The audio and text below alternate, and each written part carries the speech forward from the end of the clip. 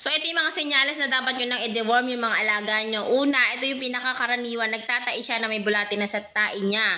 Pangalawa, ayan, na tumataba o lumalaki yung tiyan niya, guys. Parang namamaga. Ayun, punong-puno na po yun ng senyales na yun na marami ng bulati sa tiyan niya. O di naman kaya namamayat siya kahit naman malakas siyang kumain. Tapos nakikita nyo, kinakaskas niya yung puwitan niya sa lupa, sa simento.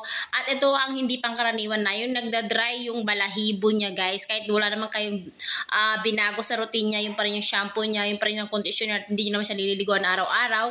Ayun, isa sa hindi pangkaraniwang senyales yun, guys, na kailangan nyo na siyang i-deworm dahil nga sinisip-sip na ng mga bulati sa tiyan niya ang nutrients na para sa mga balahibo nila at balat nila. So, ito yung ginagamit ko sa kanila, guys. Itong worm rid na to.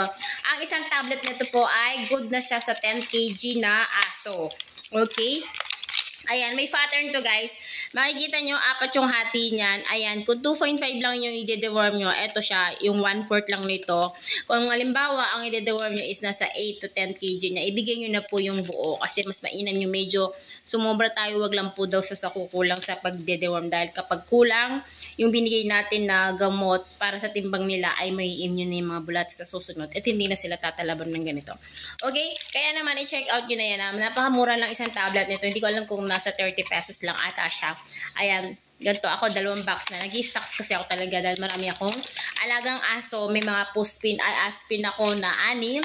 At meron pa akong mga puspin. At meron pa akong mga shih tzu. Kaya napakadami.